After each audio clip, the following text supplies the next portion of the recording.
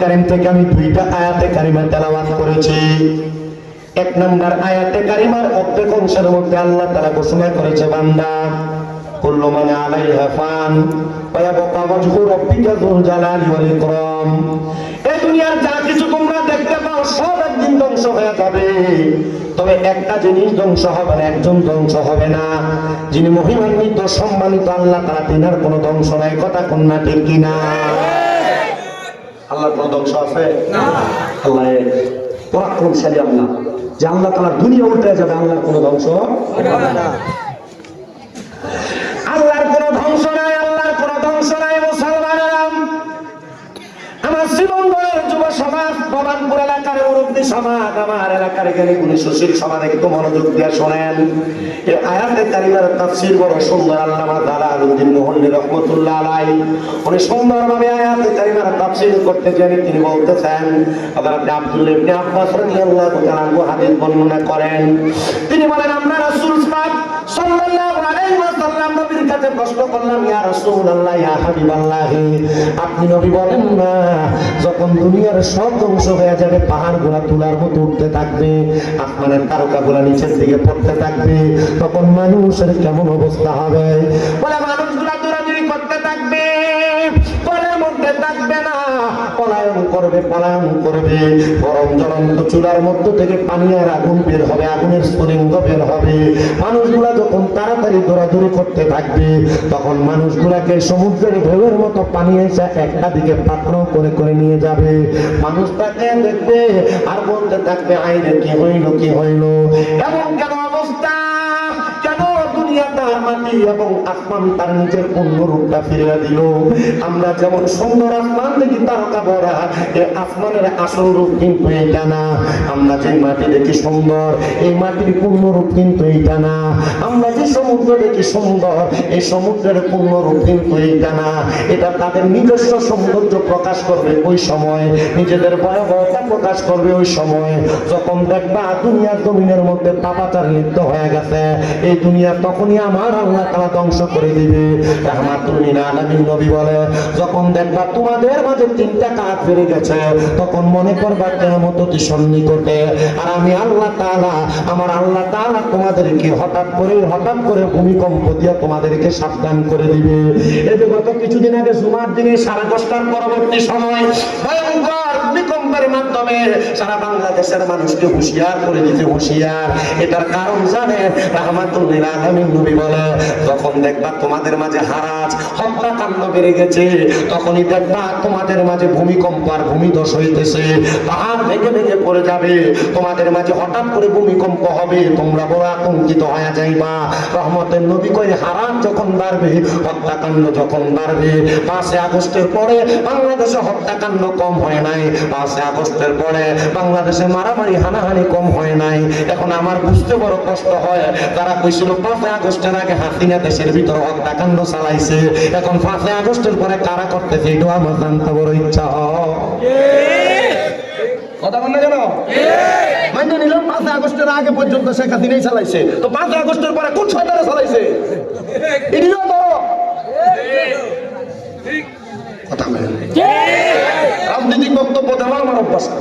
রাজনৈতিক বক্তব্য বললে আমি বড় একটা প্যান্ডেল বানাইয়া রাজনৈতিক সভা ডাক দিব, প্রতিজনকে 500 করে দিয়ে এরপরে ডাকে নেব। এখানে রাজনৈতিক কোনো বক্তব্য নেই। আমার কথা হইলো, বাংলাদেশের ভিতরে এই যে হত্যাকাণ্ড মারামারি করে বাংলাদেশে আজাব গজব আনতেছে, এরা তো ধরে অ্যারেস্ট করার দরকার।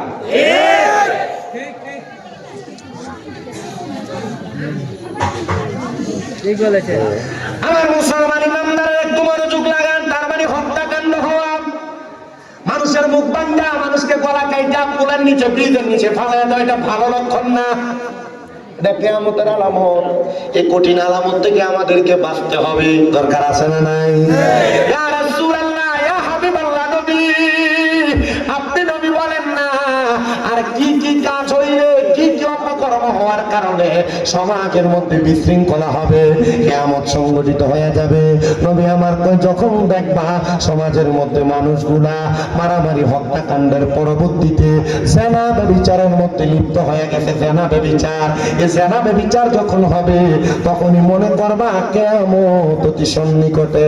মুসলমান, জানাবে বিচারের অভাব নাই।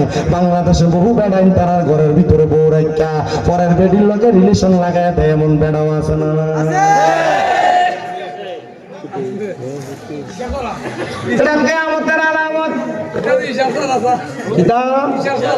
তোমার কাছে আসেনি আমার ও বাবা, শুধু নারী পুরুষ মেলামেশা করলে জানা হয় না, আর কেমনে কেমনে জানা হয় আমি আপনাদেরকে বইলা দেওয়া যায়, শুনেন একটু মনোযোগ দিয়ে। আমার মনে আছে আমি গত বছরের কথাগুলো আপনাদের কাছে বলছি, আপনারা কতটুকু মানছেন আমার বুঝে আসতেছে না। মুসলমান ইমানদার অন্তরের কান্ডা লাগে শোনার চেষ্টা করবেন। থাক না, আমি ওয়াজ করি আমার এলাকা বাপে খাওয়াইছেন না আমার সাহায্য। আমি আগে করছি, আমি রাস্তা তো কিছু খাইছি না, মনে করছি আমার ফুড রাখছে করে, মনে করছি একটা বলে করে ভাত খাবো। আমার বাপ হয়ে যাচ্ছে, আমার জানটা আপনার কি কষ্ট হইব? আপনারা হয়তো শুনছেন, সোশ্যাল মিডিয়া দেখছেন, আমার আম্মাকে 7 মাসের উপর অসুস্থ। আমার আম্মা গেছিল আমার বাড়িতে, আমি বাগাই দিছি আমার বাড়িতে, বাগাই দিছি না। আমি কইছি আম্মা গো আপনি আমার বাড়িতে আসছেন, মহব্বত করি তো ফুড রাখছে, ঠিক না? আমি কইছি আপনার লেগে আমি যে আপনার একটা আপ্যায়ন করবো, আমার সেই সুযোগ নাই। আমার আম্মা যখন অসুস্থ ছিল, আপনারা অবাক হইবেন, আমি হুজুর না, আমার মানুষ তকবির দিয়ে স্টেজে উঠায় না, এত টাকা দেয় না দিয়া। আমার আম্মা অসুস্থ হওয়ার পরে আমি সর্বপ্রথম যে 2 মাস আমি আমার বিছানা আমার খাটে 1 মিনিটের জন্য ঘুমাই নেই। আমার আম্মা যে খাটে ঘুমাইছে, আমার আম্মার পাশে নিচে টাইসের মধ্যে ফ্লোরিং করেছে। ফজরের আগ পর্যন্ত চোখ লাগাই নেই। আম্মা যখন দেখছি ফজরের পরে চোখ লাগছে, এরপরে ঘুমাইছে। কথা বুঝতে পারছে? আমার আম্মাকে নিয়ে আমি খুব একটা টেনশনিতে আছি। আল্লাহর কাছে আমি এতটুকু বলছি, আল্লাহ হয়তো আপনি আমার কোনো গোপন পাপের কারণে, গোপন গুনার কারণে আপনি হয়তো আমার আম্মার অসুস্থ বানায় আমাকে পরীক্ষা করতেছেন। আল্লাহ আপনি চাইলে আমার আম্মাকে সুস্থ করে। আমি ডাক্তারে বলছি 15 লাখ 10 লাখ 20 লাখ নেন, আমার আম্মা হাঁটাই দেন। বলছে শামীম সাহেব টাকা দিয়ে সব হয় না। আমি নিয়োগ করছি আল্লাহ যে টাকাটা ডাক্তারে দিয়ে লাইতাম, ডাক্তার যেহেতু বলছে টাকা দিয়ে হইতো না, আমার আম্মা সুস্থ হওয়ার সাথে সাথে আমার 1 নাম্বার কাম হইব, আমি আমার আম্মা পারে হতে যাইতাম। যে 10-20 লাখ টাকা আমি ডাক্তারে দিতাম, এই টাকাটা আমি আমার আম্মা পারে নিয়ে হজে যেয়ে শেষ করি। আমি পারি নাই জায়গা দিতে। আপনারা যে কষ্ট করে আসছেন, এটাই আলহামদুলিল্লাহ। আমি আপনাদের কাছে জিনা ব্যবচারের কথা বলতে লাগছিলাম। জিনা ব্যবচার আছে না নাই? আমাদের নমুনা কথা বলেন, জিনা ব্যবচার আছে না নাই? কিয়ামতের আলামত কেমনে একটু শুনের মনোযোগ দিয়ে। শুধু নারী পুরুষ মেলামেশা করলেন, একসাথে গোপনে গোপনে মেলামেশা করলে থাকলে শুধু জিনা ব্যভিচার হয় না, একটা পুরুষ আর একটা নারীর চোখ দিয়া জিনা হয়, একটা পুরুষ আর একটা নারীর কান দিয়া জিনা হয়, একটা পুরুষ আর একটা নারীর মুখ দিয়া জিনা হয়, একটা পুরুষ আর একটা নারীর হাত দিয়া জিনা হয়, একটা পুরুষ আর একটা নারীর পাও দিয়া জিনা হয়। বলে হুজুর কেমনে জিনা হয় একটু বলেন না? আল্লাহর নবী রাহমাতুল লিল আলামিন নবী বলেন, কোন পুরুষ মানুষ যদি কোন গায়রে মাহরাম মহিলার দিকে তার চোখ দিয়া পথ নজরে তাকায়, তার চোখ দিয়া তাকায়, তাহলে তার চোখের জিনা হবে। বেডেনের দিকে ইচ্ছা মতো তাকাও, আর স্কুলের মায়েরা রাস্তা দিয়ে হাঁটতে গেলে তুমি খারিয়া খারিয়া তাকাও, এটা তোমার লাগে ভালো হইব, এটা জিনা ব্যভিচার। এটার কারণে আল্লাহ আযাব গজব দেয়।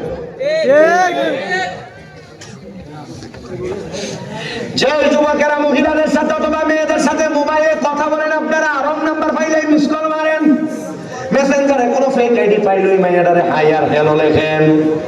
আছে না নাই? মুসলমান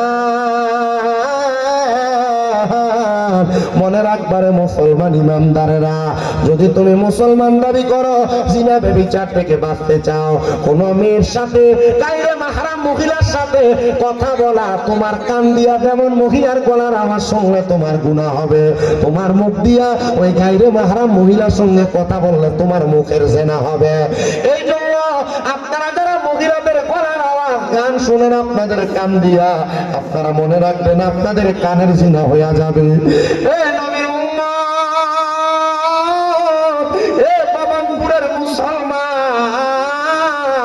একটু শোনো রে, আল্লাহর নবী ডাক দিয়ে কোন মুসলমান যদি কোনো গায়রে মাহরাম মহিলার সঙ্গে সাক্ষাৎ করার জন্য তার পা দিয়ে হাইটা হাইটা যায়, তার পায়ের জিনার গুনাহ হয়, হাত দিয়ে স্পর্শ করলে হাতের গুনাহ হয়, শুধু মেলামেশা করলে গুনাহ হয় না, চোখ দিয়া তাকাইলে, মুখ দিয়া কথা বললে, কান দিয়া শুনলে, পা দিয়া হাইটা গেলে, হাত দিয়া ধরলে জিনা হয়। এবার আপনারা বলেন এমন জিনা থেকে বাঁচার দরকার আছে না? না, জিনার গুনাহ মানুষের তিনটা ক্ষতি হয়। কটা ক্ষতি? তিনটা ক্ষতি হয়। এক নাম্বার, কোন মানুষ যদি গোপনে পাপ করে, গোপনে জেনা করে, আল্লাহ তার হায়াত কমে দেয়। বেটেনের লোক ফোনে কথা কো, আর বিয়ে যারা জামাই বিদেশ, তোমরা ফোনে ফোলাফোনের লোক আর বেড়াইতে লোক কথা কও। তোমরা যদি গোপনে এমন পাপ করো, আল্লাহ তাআলা এক নাম্বার তোমাদের হায়াত কমায় দিবে। কি কমায় দিবে? দুই নাম্বার, জেনার গুনাহ মানুষের চেহারা নূর কমায় দেয়। গোপন পাপ মানুষের চেহারা কি কমায় দেয়? নূর কমায় দেয়। তিন নাম্বার, রিজিক কমায় দেয়। অভাবনটন আসে জিনার কারণে। এটা মানুষের মৌলিক ক্ষতি। পারিপার্শ্বিক আরো অনেক ক্ষতি আছে, সামাজিক, দেশের ক্ষতি, রাজনৈতিক ক্ষতি, সব ক্ষতি আছে। কিন্তু পারিপার্শ্বিক নিজের ক্ষতি যেটা, তিনটা ক্ষতি। এক নাম্বার চেহারার উজ্জ্বলতা কম, দুই নাম্বার হায়াত কম, তিন নাম্বার রিজিক কম, অভাবনটন চলে আসবে। এই জন্য যে যুবকেরা, যে মুরব্বীরা এমন অপকর্মের সাথে লিপ্ত, সাবধান। যে মা বোনেরা, যে মেয়েরা এমন অপকর্মের সাথে লিপ্ত, সাবধান। চেহারা নূর কমে যাবে, হায়াত কমে যাবে, অভাবনটন চলে আসবে। আল্লাহ হেফাজত করুন, ধরে কোন আমিন। আমার মুসলমান ইমামদারা একবার একটু মন দিয়া শুনো। এই জেনা ব্যভিচারের কারণে মানুষ দুনিয়া জমিনের মধ্যে অভাবনটন এবং খারাপ কাজের মধ্যে ভূমি যখন মধ্যে পড়ে যাচ্ছে। আমি কিয়ামতের আলামতের বর্ণনা দিতে যে আপনাদের কাছে কথাগুলো বললাম। হযরত আব্দুল্লাহ ইবনে আব্বাস রাদিয়াল্লাহু তাআলা আনহু বলে, নবীকে প্রশ্ন করলাম, ইয়া রাসূলুল্লাহ, নবী, যদি পাহাড়গুলো উড়ে যায়, যদি আসমানের তারকাগুলো নিচের দিকে পড়ে, মানুষগুলা দৌড়াদৌড়ি করে, তখন কি ঈমানদার বান্দারা দুনিয়াতে থাকবে না? বলে, না না না, যখন আমি আল্লাহরে আল্লাহ বলে ডাকার মতো কোনো মানুষ দুনিয়াতে থাকবে না, তখনই আমার আল্লাহ তাআলা দুনিয়াটারে কিয়ামত করে দিবে, দুনিয়াটারে উলটপালট করে দিবে, দুনিয়াটারে তামার মতো করে দিবে। ও মুসলমান, আল্লাহ বলে ডাকার মতো কোনো মানুষ থাকবে না, কথাটা এমন না। আমার নবী বলে, কিয়ামত যখন হয়ে যাবে, কিয়ামত যখন সংগঠিত হয়ে যাবে, মানুষ দৌড়ে দৌড়ে পলায়ন করবে, মানুষ তাড়াতাড়ি আল্লাহকে তালাশ করবে, কিন্তু আমার আল্লাহরে এত ডাকা ডাকবো, আমার আল্লাহকে ডাকার মতো কোনো মুমিন থাকবে না। এই যে করোনা ভাইরাস আইছিল, আমার পরে মসজিদে মুসল্লির অভাব নাই। কয়দিন আগে বড় ভূমিকম্প হওয়ার কারণে ঢাকার একটা মসজিদের ছাদের মধ্যেও মানুষ জায়গা হয় না, মানুষ ডরে তাড়াতাড়ি মসজিদে প্রবেশ করে। বাবানপুরের মুসলমান, মৌলভীবাজার শ্রীমঙ্গল এলাকার আশেপাশে এলাকার বাবারা, বন্ধুরা, একটু অন্তরের কানটা লাগে শোনো, একটু মনোযোগ লাগে শোনো। এই মসজিদের মধ্যে যখন তোমরা দৌড়ে দৌড়ে পলায়ন করবা, দোয়া করতে থাকবা, আমার আল্লাহর দরবারে কোনো দোয়া কবুল হবে না। কারণ কি? কারণ কি? কারণ কি? এটার একটাই মাত্র কারণ রে, একটাই মাত্র কারণ, একটাই মাত্র কারণ। কারণ কিয়ামতের আগ পর্যন্ত তোমাদেরকে আল্লাহ তাআলা কোরআনের মাধ্যমে অনেক সাবধান করেছে, কিন্তু তোমরা আল্লাহ তাআলা সাবধানতা শোনো নাই। না শোনার কারণে আমার আল্লাহ তাআলা আর তোমাদের দোয়াগুলা কবুল করবে না, আর তোমাদের দোয়াগুলা কবুল করবে না।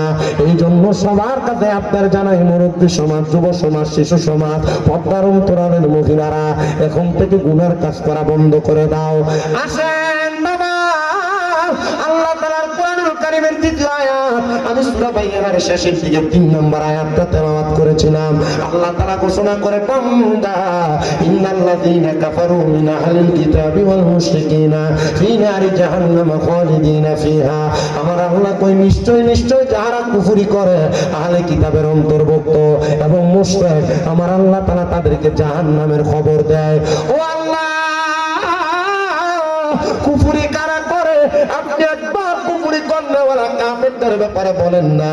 আল্লাহ ছাড়া কারোর কাছে চাওয়া, আল্লাহ ছাড়া কারোর কাছে মস্তক অবনত করা, আল্লাহ ছাড়া অন্য কারো ইবাদত করা কুফরি। শুধু এইটা কুফরির কথা না, এইটা কুফরির সংজ্ঞা না। কোন মানুষ যদি গুনার কাজটা দ্বিতীয়বার গুনাহ যায় না, গুনার কাজটা আবার করে, ওই মানুষটা তখন ফাসিক হয়ে যায়। কি হয়? চুরি করা গুনাহ, জানে চুরি করা গুনাহ, জানার পরে আবার দ্বিতীয়বার চুরি করতে গেছে। কোন মানুষ যদি একবার চুরি করা গুনাহ যায় না, দ্বিতীয়বার আবার চুরি করতে যায়, তখন সে হয় ফাসিক। কি হয়? কবিরা গুনাহ হয়, কিন্তু সে ফাসিক হয়। দ্বিতীয়বার সে জানে চুরি করা গুনাহ, আবার গেছে চুরি করতে, নবী কয় তখন সে হয় নেফাকি, মুনাফিক। তখন কি হয়? তার ভিতরে নেফাকি আসে, তখন সে হয় মুনাফিক। 3 নাম্বার, তখন সে তৃতীয়বার গুনাহ যায় না, আবার গুনার কাজ করে, তখন সে করে কুফরি, তখন সে হয় কাফের। কি হয়? কাফের হয়। এজন্য রাহমাতুল্লিল আলামিন নবী বলেন 3 সময় 3 ব্যক্তির ঈমান থাকে না। কয় সময়? কয় সময়? 1 নাম্বার, যখন কোন চোর চুরি করে তখন তার ঈমান থাকে না, যতক্ষণ না কালেমা পড়ে ততক্ষণ তার ঈমান ফিরে আসে না। আপনারা তার রাস্তা দিয়ে হাঁটার সময় দোকানদারের কাছ থেকে এভাবে সেভাবে মানুষকে মিথ্যা বলে ধোঁকা দিয়ে মানুষের কাছ থেকে চুরি করে মাল নিয়ে যান, মনে রাখবেন ঈমান থাকে না। ঈমান। 2 নাম্বার, কোন জানা কোন রকম জানা করেন তখন তার ঈমান থাকে না। 3 নাম্বার, যখন কোন নেশা করে তখন তার ঈমান থাকে না। এই জন্য সবার কাছে আপনার জানাই, আপনারা যা করেন আর না করেন রে বাবারা মুসলমানেরা, আপনারা এই 3টা কাজ থেকে বেঁচে থাকার চেষ্টা করবেন। আপনারা বলেন বেঁচে থাকলে আমাদেরকে নিয়ামত প্রদান করবে একজন, তিনি কে? এ বাবানপুরের মুসলমান ইমানদার শোনো রে, এই জন্য আমার আল্লাহ তাআলার দরবার থেকে আমার আল্লাহ তাআলা জানায় দেয়, যারা কুফরি করে এবং যারা আহলে কিতাব শুধু বলে কোরআনে আছে কিনা হাদিস মানে না, বাকি উলামায়ে কেরামের মত মানে না, যারা আহলে কিতাবের অন্তর্ভুক্ত, যারা আল্লাহ ছাড়া অন্য কাউকে মানতে চায় না, আল্লাহর কোন রাসূলের কিতাব মানতে চায় না, আমার নবী কয় এরা জাহান্নামী। ও নবী, আর কারা জাহান্নামী? আমার নবী কয় যারা মুশরিক, যারা আল্লাহর সঙ্গে শিরক করে, আল্লাহ ছাড়া কাউকে খোদা মানে। এখন বলেন হুজুর, আল্লাহ ছাড়া কাউকে খোদা মানে কারা? আমি কোন ধর্ম অবমাননা করে কথাটা বলতেছি না। আপনি দেখবেন যারা সনাতন ধর্মাবলম্বী তারা বিভিন্ন মূর্তির পূজা করে, এটা তাদের ধর্মের কাজ, কিন্তু মুসলমান দাবি করার পরে কোন মুসলমান যেন আল্লাহ ছাড়া কোন মূর্তির পূজা, গাছের পূজা, মাছের পূজা, কোন সূর্যের পূজা, আগুনের পূজা না করে, এটা ইসলাম ধর্ম সাপোর্ট করে না, এটা কুফর, এটা শিরক, এটা মুশরিক হয়ে যাবে। এই জন্য অনেক মুসলমানের সন্তানরা পূজা পালন করলে তারা কত সুন্দর শারদীয় দুর্গা উৎসবে যায়, লক্ষ্মী পূজাতে যায়, পূজার ভিতরে যায় আবার পূজার কত সুন্দর প্রসাদ খায়, কথা কন্যা আছে না না? যে মৌলবী সামনে আমরা সুন্নি জামাত যারা আমরা নবীর মুহাব্বতে সালাম দিল বেদাত বেদাত বলতাম, কয়েকদিন আগে দেখা গেছে ওই মৌলবী সাবরাই পূজা মন্দিরের ভিতরে যাইয়া মন্দিরে কীর্তন কইছে। দেখছেন না আপনারা?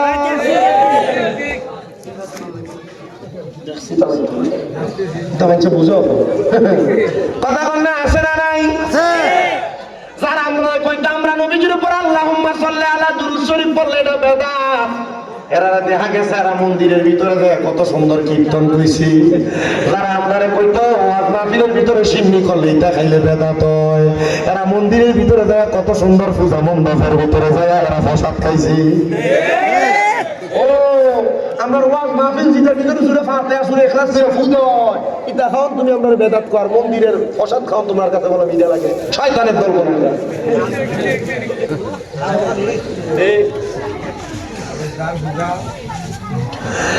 এরপর আবার এরা একজন লোক আবার কইতাছে রোজার হুজা বলে একরকম,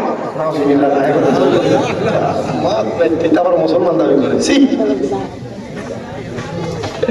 শুধু তাই না তাই হিন্দু মুসলিম ভাই ভাই, আল্লাহর নবী কয় আল মুসলমান আর মুসলমান ভাই ভাই, তুমি কেমনে হিন্দু মুসলিম ভাই ভাই না যাইলা? আরে বিধর্মী আর মুসলমান একটাই খাওয়ার ব্যাপারে তো ইসলাম নিষেধাজ্ঞা তাকওয়ার খেলাফ বলে। তার মানে বোঝা যায় যারা উপর দিয়া দুধের লেবেল লাগায় ভিতর দিয়া মদ বেছে, ইসলামের নাম দিয়া যারা পূজা মণ্ডপের ভিতরে দেয় মন্দিরে পূজা লাগায়, তারা মন্দিরের ভিতরে দেয়া প্রসাদ খায়, এরা মুসলমান দাবি করতে পারে নামের মুসলমান, এরা কখনো কামের মুসলমান না, কথা কন্যা ঠিক কিনা? ও আল্লাহ, এরা কি কন্যা গো? নবী আমার কয় এটা কিয়ামতের আলামত, দেখবা মুসলমানের সন্তানেরা মন্দির পূজা করে, মুসলমানের সন্তানেরা এক আল্লাহর ইবাদত বাদ দিয়া এরা মন্দিরের মধ্যে মূর্তির পূজা করে, গাছের পূজা মাছের পূজা করে। আহারে আহারে আহারে, আমার বুঝতে বড় কষ্ট হয় এরা কেন এমন ভাবে কর্মগুলো করে। এই আমার মুসলমান ইমানদার, অন্তরে কান্না লাগে, বয়ান শ্রবণ করার চেষ্টা করবো। আমার নবী রাহমাতুল লিল আলামিন নবী জানিয়ে দে, দুনিয়ার জমিনে মুসলমান দাবি কইরা কেউ যদি মূর্তি পূজা, গাছের পূজা, মাছের পূজা, সূর্যের পূজা করে, আগুনের পূজা করে, এরা আমার দলভুক্ত নয়, নবীর দলভুক্ত নয়, মানে এরা হলো অন্য ধরনের লোক। নবীর দলভুক্ত নয় মানে এরা মুসলমান না। এবার আপনারা বলুন, আমরা নবীর দলভুক্ত হয়ে বাঁচতে চাই কি চাই না?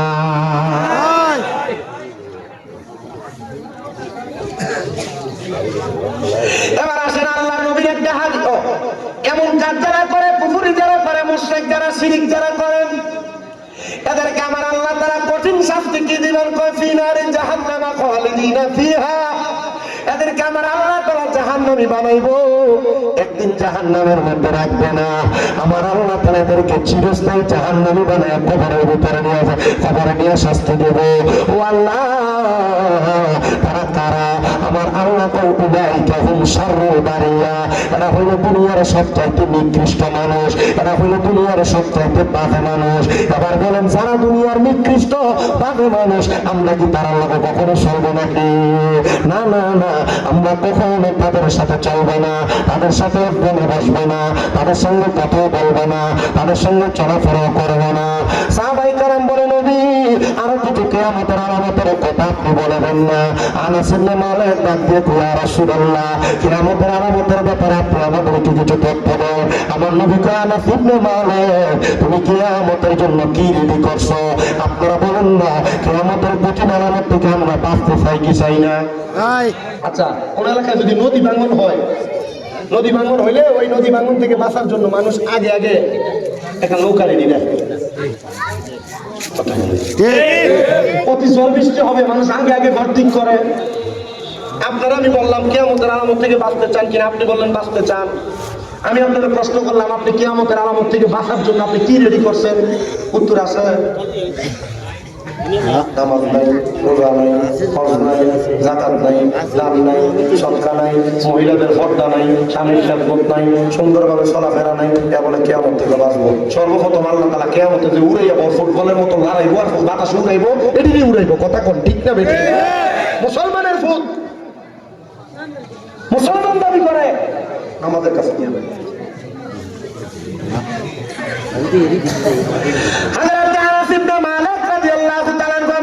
প্রশ্ন করি, ইয়া রাসূলুল্লাহ, নবী আপনি বলেন কিয়ামত কখন হবে? আমার নবী কয়, আনাস ইবনে মালিক, তুমি কিয়ামতের জন্য কি রেডি করছো? আনাস ইবনে মালিক ডাক দিয়ে কয়, ইয়া রাসূলুল্লাহ, আল্লাহ এবং তার রাসূলের ভালোবাসা ছাড়া আমার কাছে আর কোনো কিছু নাই। আমার নবী কয়, আনাস ইবনে মালিক, তুমি যদি দুনিয়ার জমিনের মধ্যে আল্লাহ এবং তার রাসূলের ভালোবাসা অন্তরে নিয়া যদি তোমার ইন্তেকালের আগ পর্যন্ত কাটাইতে পারো, আর তার পূর্ব মুহূর্তে যদি কিয়ামত হয়ে যায়, তাহলে তুমি আনাস ইবনে মালিক নাজাত পেয়ে যাইবা। ইয়া রাসূলুল্লাহ, কেমনে বুঝবো গো? আপনি বলেন না কিয়ামত হয়ে যাবে, কিয়ামতের কিছু আলামত দেখা যায়। আমার নবী কয়, এক নাম্বার সোনরে মুসলমান ইমানদারের দরেরা, এক নাম্বার আইয়ার ফালা আনমু ওয়া ইয়াকসুরা জাহালু, এলেম উঠে যাবে, মূর্খতা বেড়ে যাবে। এখানে অনেক মানুষ আপনারা বসেছেন, আমি জানি না কয়জন কোরআন পড়তে পারেন, কয়জন আল্লাহর কোরআনের অর্থ জানে, কয়জন আল্লাহর কোরআন ধরে বুঝা বুঝা পড়ে। বলে হুজুর, না না না, আমরা পড়ি না, আমরা পড়তেও জানি না। আল্লাহর নবী কয়, আইয়ার ফালা আনমু ওয়া ইয়াকসুরা জাহালু, এলেম উঠে যাবে, আমার আল্লাহ তাআলা এলেম উঠে নিয়ে মূর্খতা বাড়ায় দেবে। তখনই মনে করবা কিয়ামতের আলামত হয়ে যাবে। আপনারা তাকে দেখেন রে, বড় বড় আলেমগুলোরে আমার আল্লাহ তাআলা দুনিয়া থেকে নিয়ে গেছে। বড় বড় আলেমগুলো আমার নেওয়ার কারণে এলেমের ধাস, এলেমের পাওয়ারটা কমে যাচ্ছে। যেমন ভাবে আপনাদের অঞ্চলের মধ্যে আল্লামা সাহেব কাবলা ফুলতুরি রহমতুল্লাহ আলাইহি বিদায় হয়ে চলে গেছে। ওনাদের মতো এলেমওয়ালা, ওনাদের মতো ভারী একজন মানুষ আর বুঝা পাওয়া যাবে কিনা আমার সন্দেহ হয়। বড় বড় ওলামায়ে কেরাম দুনিয়া থেকে বিদায় হয়ে চলে যায়। কিছুদিন আগে আমাদের কুমিল্লা কচুয়া চাঁদপুরের একজন আলেম দুনিয়া থেকে বিদায় হয়ে গেছে। এমন বড় বড় ওলামায়ে কেরাম, আমার উস্তাদ আল্লামা হযরত আব্দুল মতিন রহমতুল্লাহ আলাইহি কুমিল্লা মাদ্রাসার যিনি অধ্যক্ষ ছিলেন, উনি দুনিয়া থেকে বিদায় হয়ে গেছে। এমন অনেক জবরদস্ত বড় বড় আলেমদেরকে আল্লাহ উঠিয়ে নিতেছে। এলেম আল্লাহ কোরআনুল কারীম ডাইরেক্ট উঠিয়ে নিবেন না, আমার আল্লাহ তাআলা আলেমদের বিদায়ের মাধ্যমে এলেম উঠিয়ে নিবেন। এবং এমন অবস্থা থাকবে কিয়ামতের পূর্ব মুহূর্তে কোরআনের অক্ষরগুলো খুঁজে পাওয়া যাবে না। কোরআন খুলে দেখবেন পুরো কোরআন সাদা দেখা যায়, অক্ষরগুলো কোরআনুল কারীমের মধ্যে নাই। তখনই বুঝবেন কিয়ামত হয়ে যাবে। ও মুসলমান, এটার জন্য তোমরা দায়ী গো।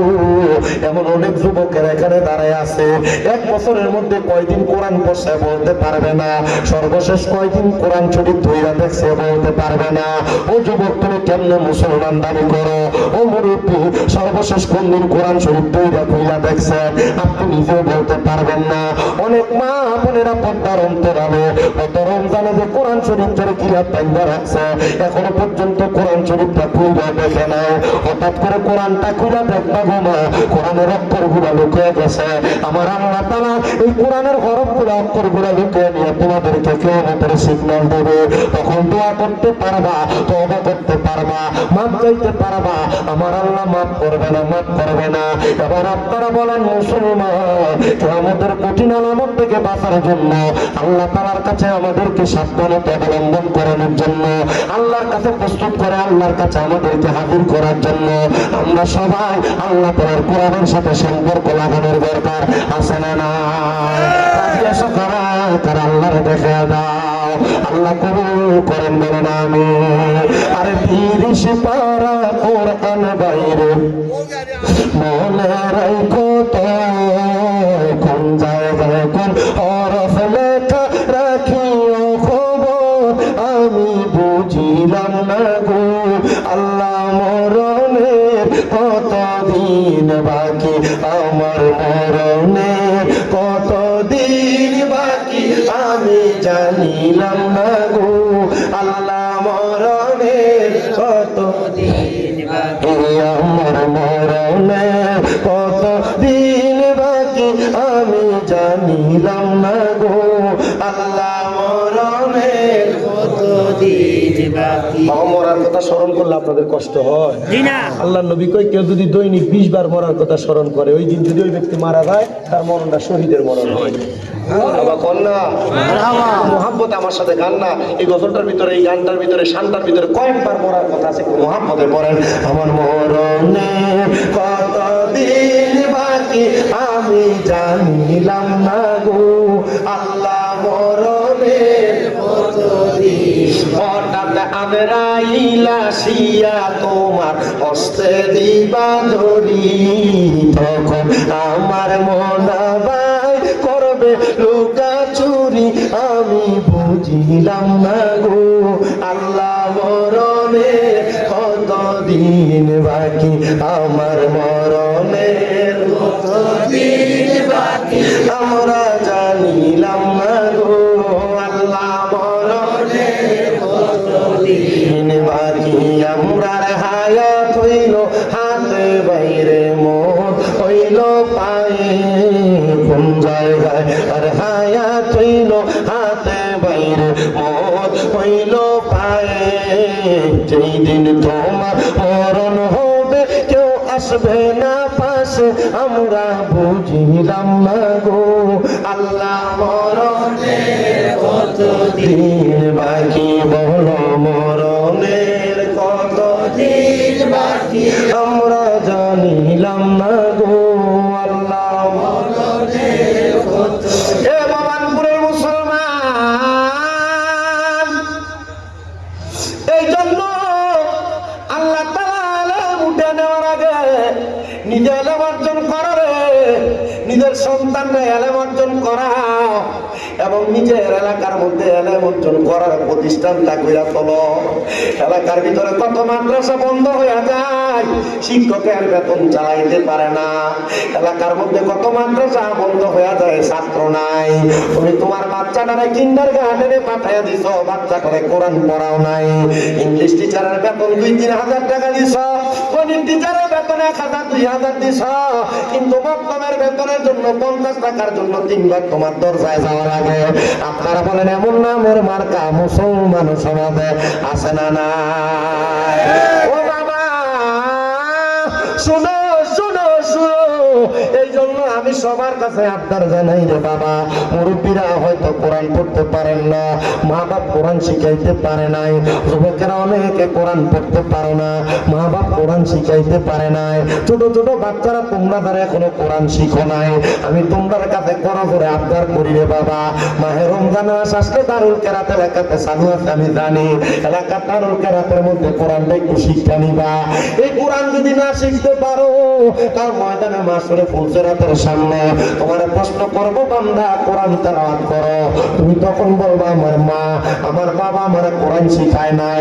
আমি স্বামীর দাদারা যদি বলে কোরআন পড়ো, আমি যদি বলি আমার মা আমার আব্বা আমার কোরআন শিখায় নাই, তখন বলবো কইরে স্বামীর দাদার মা বাপ আয় আমরা সামনে আয়। তখন আমার মা বাপরে কইব কেন তোমার সন্তানরে কোরআন পড়াও নাই? বলে কর্মব্যস্ততায় যায়া, কাজ করতে যায়া, খাবার জোগাড় করতে যায়া, রিজিকের তালাশ করতে যায়া আমি আমার সন্তানদের কোরআন শিখাইতে পারি নাই। তখন বলবে যেহেতু সন্তানরে কোরআন শিখাও নাই, এটা তোমার মৌলিক দায়িত্ব ছিল। ও সন্তানের বাবা আয় আয় আয় সামনে আয়। তখন একটা সন্তানের বাবারে ফুলসেরাতের উপর লম্বা লম্বি করে শোয়া দিব, হাত থাকবো একদিকে পাও থাকবো একদিকে, বুকের মধ্যে ফাড়া দিয়া সন্তানরা বাবার বুকে ফাড়া দিয়া ফুলসেরাত পার হইব। বানা লাগতো না, বানা লাগতো না। যদি এমন কঠিন আযাব থেকে বাঁচতে চাও, কঠিন আযাব থেকে বাঁচতে চাও, আল্লাহ দোহাই লাগে রে মুরব্বী বাবা যুবক নওজোয়ান, তোমরা তোমাদের সন্তানদেরকে কোরআনটা শিখাও। সন্তানরা মনে করতেছে আমার মা বাবা আমারে কোরআন পড়াইছে না, শিখাইছে না, তাহলে আমার মা বাবা বিপদে পড়বো আমার কি? না না না না না না, তোমার কি এই কথা বলা যাবে না। যখন তুমি প্রাপ্তবয়স্ক হইবা, নিজ দায়িত্বে যদি তুমি কোরআন না শিক্ষা গ্রহণ করো, তাহলে যখন তুমি তোমার বাবার বুকটাতে পাড়া দিবা, তখন তুমি সন্তান তোমার বাপ সহ একসাথে ফুলসেরাতের নিচে হাবিয়া নামক দোজখের মধ্যে পড়বা। এবার আপনারা বলে এমন জাহান্নামের কঠিন আযাব থেকে বাঁচার জন্য, কিয়ামতের কঠিন আযাব থেকে বাঁচার জন্য আমাদের সবাইকে কোরআন শিক্ষা গ্রহণ করার দরকার আছে না না? কোরআন না শিক্ষা গ্রহণ করা এটা কিয়ামতের আলামত। এলেম থেকে দূরে সরে যাওয়া এটা কিয়ামতের আলামত। কোরআন হাদিস থেকে দূরে সরে যাওয়া এটা কিয়ামতের কঠিন আলামত। কিভাবে বুঝবেন? স্বাভাবিক বুঝাই। মনে করেন ইমাম সাহেব উনি আমার উস্তাদ, অবশ্যই উস্তাদ, বয়সে বড় এলেমে বড়। ওনার যিনি উস্তাদ ইমাম সাহেব হুজুর বয়সে বড় এলেমে বড় হওয়ার কারণে উনি আমার থেকে বেশি জানেন। ওনাকে প্রশ্ন করেন, উনি যিনার কাছে শিখছেন, উনি ওনার থেকে উনি নিজে বলবেন উনি আমার শিক্ষক, উনি আমার থেকে বেশি জানেন। ওনার যিনি শিক্ষক ওনাকে জিজ্ঞাসা করেন আপনি যিনার কাছে শিখছেন উনি কতটুকু জানেন, উনি বলবেন ওনার থেকে বেশি জানে। তার মানে বোঝা যায় মৌলিক ধারাবাহিক ভাবে যিনারা পূর্ববর্তী আলেম ছিলেন ওনাদের আলেমের তুলনায় আমাদেরটা সরিষার দানার চাইতে কম। কথা বলেন না? আমি মৌলভী সাহেব বড় বড় ফতোয়া দিব আর কম আমি আলেম? জি না, আমার ভিতরে যে অল্প আলেম এলেম, আমার পরবর্তী জেনারেশন আমার থেকে যা শিখতেছে কম শিখতেছে। তার মানে এর ভিতরে আরো কম ঢুকবে, এর পরবর্তী যা শিখবে আরো কম শিখবে। এভাবে আল্লাহ তাআলা এলেম উঠিয়ে দেন। শুধু ঠিক ঠিক করলে চলবো না, নিজেও শিখতে হইব। তোমার যদি কয় মোবাইলটা হাতে দিয়ে মোবাইলটা ফ্রি ফায়ারটা ইনস্টল করে দাও, ধুপ ধুপ করে প্লে স্টোর থেকে নামাই দেবে তুমি। কথা বল না কেন? যদি কয় কোরআনুল কারীমের সূরা ফাতিহাটা পড়ে আউযু বিল্লাহির ভিতরে 12টা ভুল করব, ঠিক আব্বাজি ঠিক। এই যুবক ফলাফল চুপ থাকো। 20 বছর বয়সের উপরে যারা যারা আছে হাত তোলেন, হাত তোলেন। 20 বছর বয়সের উপরে যারা যারা হাত তোলেন, কিছু লাগবে না, টাকা দাও লাগবে না, হাত তোলেন না। মুরব্বী হাত তোলেন না, হাত নামান। আপনারা যারা হাত তুলছেন আপনারা কি মনে করেন আল্লাহ তাআলার কোরআনুল কারীম না শিক্ষা গ্রহণ করার কারণে যদি আল্লাহ আযাব দেয় আপনারা আযাব থেকে বাঁচতে যাবেন? শামীম রেজা 26-27 বছর শামীম রেজা বাচ্চা দেবো না, কিটা আগে আমারই দিব ফায়ার ফাতারি দেবে। ঠিক এই জন্য আপনারা বলেন কোরআনুল কারীম শিক্ষা গ্রহণ করার দরকার আছে কয় না? দরকার আছে না নাই? না শিক্ষা গ্রহণ করা এবং কোরআনুল কারীম শিক্ষা গ্রহণ করতে অনাগ্রহ প্রকাশ করা এটা কিয়ামতের আলামত। নবী কয় আইয়ার ফালা জাহালে, এলেম উঠে যাবে, মূর্খতা বেড়ে যাবে। এবার আপনারা বলে এমন অবস্থা বর্তমান সমাজে আছে না নাই?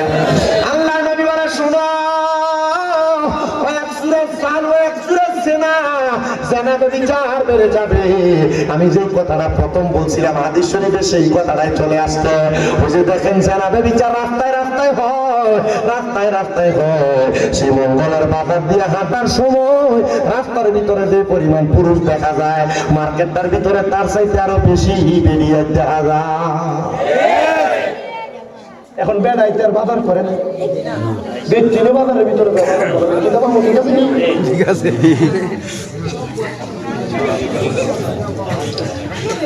জামাই যদি একটা কাপড় কিনে না দেয়, এটা কি জানছ বালা না। ঈদ আসলে মহিলারা কত সুন্দর স্বামীর কাছে বলে, আরে তুমি মার্কেট করলে কাপড় বালা বুঝাম তার দেয় না, আমার টেহা দেলাও আমি নিজে মার্কেট করবাম। আছে না নাই?